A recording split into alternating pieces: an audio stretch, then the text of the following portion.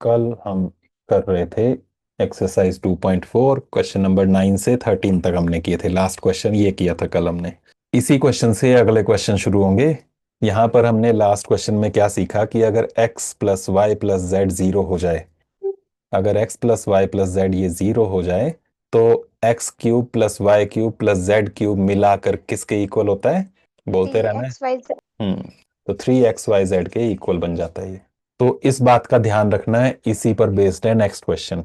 तीन नंबर्स हो, अगर तीनों का जोड़ तीनों को प्लस करके जीरो आ जाए तो उन तीनों के क्यूब्स का जो सम होगा वो क्यूब करने की जरूरत नहीं है, डायरेक्ट ऐसे निकाल सकते हैं कि उन तीनों नंबर्स को मल्टीप्लाई करो, साथ में 3 से और मल्टीप्लाई कर दो, निकल गया। ठीक है, ये है हमारे पास यहाँ पर जो हमने आइडेंटिटी में सीखा। इसको यहाँ यूज कैसे करेंगे? अब क्वेश्चन नंबर 14 में देखो, without actually calculating the cubes, cubes को कैलकुलेट किए बिना find the value of each of the following, इनकी वैल्यूज फाइंड करो। मतलब ये नहीं करना है कि 12 का क्यूब कर दिया, 3 बार 12 को मल्टीप्लाई किया, फिर 3 बार 7 को, फिर 3 बार 5 को, फिर उनको ऐड कर रहे हैं, वैसे नहीं करना है। कैसे करना है? Without actually calculating the cubes. तो उसके लिए हम यहाँ पर देखें, अगर ये तीनों नंबर्स, तो तीनों नंबर्स में रिलेशन है यहाँ पर, तीनों नंबर्स को जोड़ें तो कितना बनेगा। माइक ऑन रखो, अगर आपके आसपास शोर नहीं है तो माइक ऑन रखो और लगातार जल्दी जल्दी जवाब देते रहना। तीनों को जोड़ें तो सर ऐसे तीनों को जोड़ना है। हाँ जी, इन तीनों को सिर्फ क्यूब्स के बिना, सिर्फ जो ये नंबर्स आ रहे हैं अंदर, इनको जोड़ें तो कितना बन रहा है विदाउट क्यूब्स? 24। देख लो जरा ध्यान से।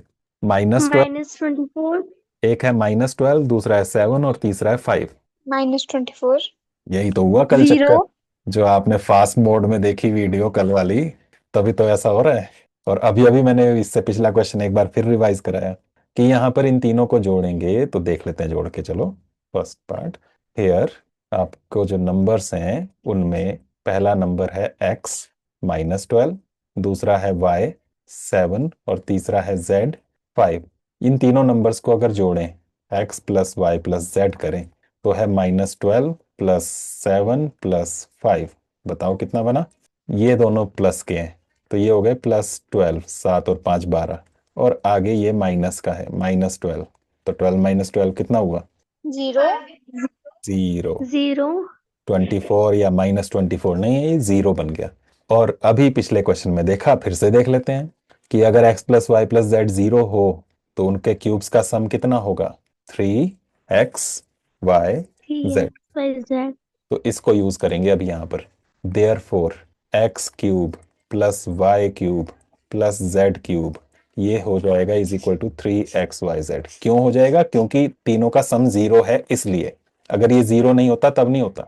ठीक है, तो इसका मतलब इन तीनों का क्यूब, क्या क्या नंबर्स थे? एक्स कितना? ट्वेल्व का क्यूब। -12 का क्यूब प्लस वाई 7 का cube. 7 cube plus Z 5 cube. 5 cube. कैसे निकाल सकते हैं? 3 मल्टीप्लाइड बाय एक्स कितना? -12, फिर वाई 7, 7। जेड 5। 5। मल्टीप्लाई करो। मल्टीप्लाई करने के लिए भी ना थोड़ा इनको रीअरेंज करना चाहिए। 12 को, इवन नंबर को 5 के साथ मल्टीप्लाई करो तो थोड़ा इजी हो जाता है। 12 5 जार कितना होता है? 60। 60। और 3 7 जार 21। 21। इनको मल्टीप्लाई कर लो। इनको मल्टीप्लाई करने के लिए 21 को बस 6 से मल्टीप्लाई करो, जीरो बाद में लगा लेंगे हम यहाँ। कितना आएगा? 126। 126। 6 और एक जीरो, तो बन गया 1260। ठीक है, 1260। क्या रह गया अब? कुछ छोड़ा तो नहीं मैंने? सब कुछ मल्टीप्लाई कर लिया या कुछ रह गया? Sir minus. हाँ, माइनस साइन रह गया, तो वो माइनस भी लगा लेंगे। तो मतलब इन तीनों को का क्यूब करने की जरूरत नहीं है, डायरेक्ट बस तीनों को मल्टीप्लाई करो, 3 से मल्टीप्लाई करो, आंसर आ गया -1260। Okay, yes sir. Second part कर लोगे खुद? Yes sir. कैसे करोगे थोड़ा थोड़ा बताओ जरा। एक्स कितना है वहां पर? मैं ब्लैक से लिख देता हूँ यहीं इसी के ऊपर। एक्स कितना? 28। 28। 28। वाई -15। -15। जेड -13। -13। फिर इन तीनों को जोड़ोगे तो बनेगा 28 और प्लस -15 प्लस -13, ऐसे। और 28 पॉजिटिव है ये प्लस वाला, और माइनस के ये दोनों इकट्ठे मिल जाएंगे, तो ये माइनस के 28 बन जाएंगे, और 28 - 28 जीरो हो जाएगा। ठीक है, यस सर। प्लस वाला 28 और माइनस का भी 28 बना, वो 0 हो गया। और 0 हो गया तो क्या करना है, फिर से यही लिखना है, x cube plus y cube plus z cube equal to 3xyz, और फिर 3 से तीनों को मल्टीप्लाई कर देना। ठीक है, तो 3, फिर 28, फिर -15 और -13। मल्टीप्लाई तो कर लोगे, वो आ जाएगा। बताओ माइनस लगेगा या प्लस लगेगा इस बार? प्लस। क्यों? सर प्लस क्यों? क्योंकि माइनस माइनस प्लस हो जाता है। हाँ, 2 बार माइनस है, माइनस जब भी पेयर्स में आ गया, जोड़े बन गए, तो प्लस बन जाएगा। तो इस बार रिजल्ट जो आपका आएगा वो प्लस में आएगा। कर लोगे ना इसको complete? Yes sir. Yes sir. तो चलते हैं नेक्स्ट क्वेश्चन में, आज खत्म करनी है हमने एक्सरसाइज ये। नेक्स्ट क्वेश्चन है, give possible expressions for the length and breadth of each of the following rectangles in which their areas are given. Area दिया हुआ है आपको रेक्टेंगल का, और इसकी लेंथ ब्रेड्थ बतानी है क्या होगी। एरिया का फॉर्मूला पता है? Area of rectangle, half into base into height. Area, area of a rectangle, length multiplied by breadth. Area होता है लेंथ मल्टीप्लाइड बाय ब्रेड्थ। ठीक है, यस सर। अब ये एरिया दिया हुआ है आपके पास, ये वाला, बस यहाँ से लेंथ ब्रेड्थ मल्टीप्लाई करके बताना है ये किसको मल्टीप्लाई करके ये बन रहा है। कोई नंबर दिया हो और उसको मल्टीप्लाई करके दो चीजों में तोड़ के लिख दें तो उसको हम कहते हैं फैक्टराइजेशन, है ना। तो मतलब इसकी फैक्टर्स बनाने हैं हमें, इसके इसके जो फैक्टर्स बनेंगे वही लेंथ और ब्रेड्थ होंगी। आते हैं फैक्टर्स बनाने, पिछली एक्सरसाइज में भी किया हुआ है, पेपर में भी आए थे। कैसे बनाए फैक्टर्स? कोई नहीं बोल रहा है, गरिमा बताओ। क्वाड्रेटिक पॉलिनोमियल है, पावर 2 है इसमें, कैसे इसके फैक्टर्स बनाए? क्वेश्चन नहीं आया था सर पेपर में? स्प्लिटिंग द मिडल हाँ, term. Splitting the middle term. कैसे स्प्लिट करें? फिर फर्स्ट टर्म और लास्ट टर्म को मल्टीप्लाई करके। फर्स्ट टर्म में कोफिशिएंट है 25 और लास्ट टर्म में है 12, दोनों प्लस की, मल्टीप्लाई करके कितना आएगा? 12 5 ज़र 60, 12 2 ज़र 24 और 6 30, 300 आ गया। अब 300 के फैक्टर्स चाहिए जिनको, ये देखो पॉजिटिव आया इसलिए प्लस करके 35 बनना चाहिए। तो 35 कैसे बनेगा? 300 के ऐसे फैक्टर्स बताओ जिनसे 35 बन जाए प्लस करके। सर 215 जा 215 ज़र 30 होता है, हमें 300 चाहिए। 20 15 ज़र 20 मल्टीप्लाइड बाय 15 करोगे तो 300 बन रहा है, और 20 प्लस 15 करेंगे तो 35 भी आ रहा है ना। तो ये फैक्टर ढूंढने हैं, सारे फैक्टर्स आप लिख भी सकते हो ऐसे, 1 मल्टीप्लाइड बाय 300, ठीक है, 10 मल्टीप्लाइड बाय 30। ऐसे जरूरी नहीं है सारे छोटे छोटे भी लिखने हैं, बीच के जैसे लिख लो, जैसे ये लिखा, फिर उसके बाद 15 मल्टीप्लाइड बाय 20। ऐसे जो जो आपके दिमाग में आ रहे हैं लगभग बीच जैसे में मिल जाते हैं आपको, जब सम का हो तो बीच जैसे में मिल जाएगा। कई बार अगर ये डिफरेंट है नंबर, बीच का नहीं है, तो थोड़े साइड वाले भी लेने पड़ सकते हैं। तो जो भी आप फैक्टर्स लोगे उनमें कहीं ना कहीं मिलेगा। तो यहाँ पर 20 और 15 बन रहा है, तो 35 को लिख लेंगे 20 प्लस 15, और साथ में ए, आगे है +12, पीछे माइनस, और उससे पीछे 25a²। अब 25a² माइनस है तो दोनों साइन चेंज होंगे, दोनों अंदर पॉजिटिव थे नेगेटिव बन जाएंगे, -20 और -15, दोनों के साथ ए भी ब्रैकेट में था तो ये बना, और +12। इन दोनों में क्या कॉमन है वो अलग से निकालेंगे, बताओ किस टेबल में आते हैं दोनों? 5 5 के टेबल में। और क्या कॉमन है? ए ए भी कॉमन। क्या बचा? 5 का टेबल पढ़ो, 25 है, 5 5 ज़र 25, 5 ए साथ और में, ए। क्योंकि स्क्वायर था 2 बार था, ए मल्टीप्लाई में एक निकाल लिया तो एक अंदर रह गया, माइनस फिर से 5 का टेबल, 5 4 ज़र 20, ए हम ले चुके हैं कॉमन, तो यही बचा बस। इन दोनों में क्या कॉमन है, किस टेबल में आते हैं? 3 3 के टेबल में, और माइनस भी लगा है उसके साथ तो माइनस भी कॉमन निकाल रहे हैं। अब माइनस कॉमन निकालने से अंदर साइन चेंज होंगे, तो ये माइनस वाला प्लस बनेगा और अगला प्लस वाला माइनस बनेगा। बताओ 3 का टेबल, 3 5 ज़र, 5 जा और ए साथ में माइनस लग गया, और 3 का टेबल फिर 12 तक, 3 4 ज़र 12, ये सेम बन गए 5a-4। तो ये 5a-4 आपका पहला फैक्टर बन गया कॉमन लेकर, बचा यहाँ से 5a, यहाँ से 3, तो 5a-3 ये दूसरा हो गया। तो ये जो मल्टीप्लाई करके आ रहे हैं यही लेंथ और ब्रेड्थ है, क्योंकि एरिया जो होता है उसका फॉर्मूला था लेंथ मल्टीप्लाइड बाय ब्रेड्थ। अगर ये एरिया है तो ये जो मल्टीप्लाई करके आ रहे हैं यही लेंथ और ब्रेड्थ है। ठीक है, तो इसके नीचे लिख देंगे देयरफॉर लेंथ कितनी, लेंथ कितनी 5a-4, 4 ब्रेड्थ कितनी 5a-3 5a-3। उल्टा भी लिख सकते हो, लेंथ आप 5a-3 भी लिख सकते हो और ब्रेड्थ 5a-4 भी लिख सकते हो। ठीक है, तो ये पॉसिबल हो सकते हैं यहाँ पर। इसी तरह से सेकंड पार्ट कर लोगे? Yes sir. उसमें भी फैक्टर्स बनाने हैं। पहले मल्टीप्लाई करेंगे 35 और 12 को।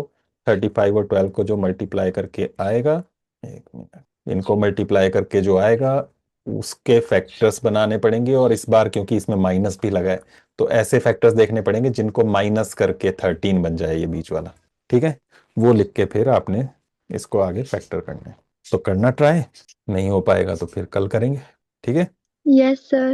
अब यस सर। चलते हैं हम यस नेक्स्ट सर। क्वेश्चन पर। क्वेश्चन नंबर 16, लास्ट क्वेश्चन है ये इस चैप्टर, इस एक्सरसाइज का।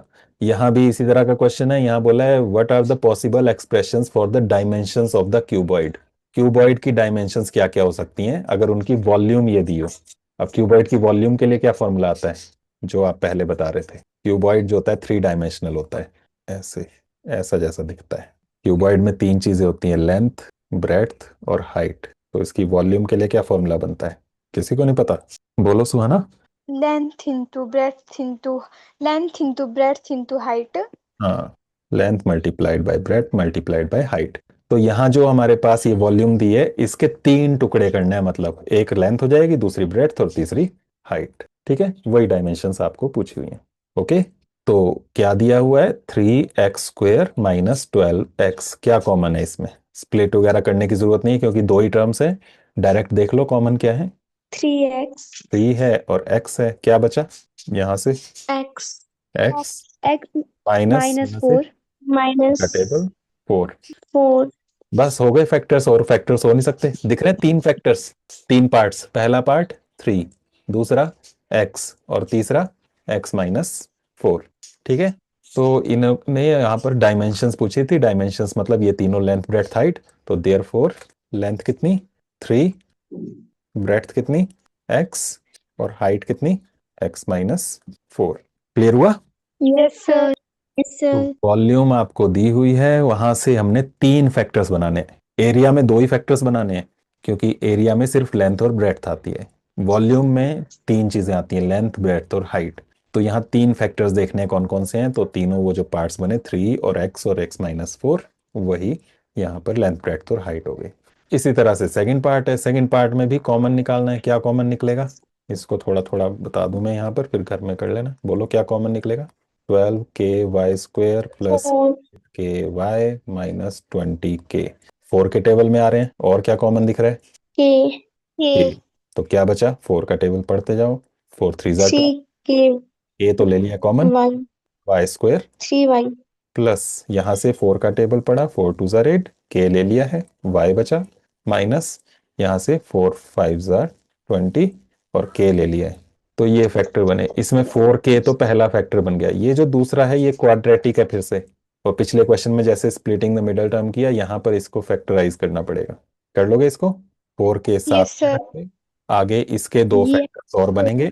फिर आ जाएगी ये वाली लेंथ, ये ब्रेड्थ और ये हाइट, जो यहाँ फैक्टर्स बनेंगे। तो ये भी आपने खुद ट्राई करना है। ठीक है, यस सर। तो बस इतना हमने रखना था आज के लिए। बाकी हम कल करेंगे। बढ़िया करके अच्छे से आपने कर लेने हैं क्वेश्चंस। ठीक है, एक एक मैंने कर यस सर। बचे हैं वो भी, और यस सर। कर लेनी है। दिक्कत होगी तो कल फिर पूछ लेना। बस इतना रखते हैं। कुछ पूछना तो नहीं है अभी आप लोगों को? सब क्लियर सर है? कल स्कूल लगेगा ना? चांसेस हैं लगे, और अगर मौसम कुछ गड़बड़ रहा तो हो सकता है ना लगे। अगर ना लगे तो फिर आपने ऑनलाइन क्लास लगानी है। ठीक है, यस सर।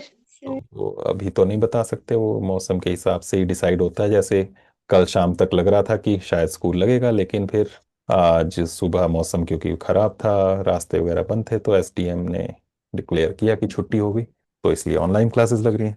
जिसने क्लास लेट ज्वाइन की वो भी देख लेना रिकॉर्डिंग। बाकी भी एक बार अगर और अच्छे से देख लोगे तो पूरा क्लियर पक्का हो जाएगा आपको। बाकी कल मिलते हैं फिर। Okay, yes sir. Bye. Sir.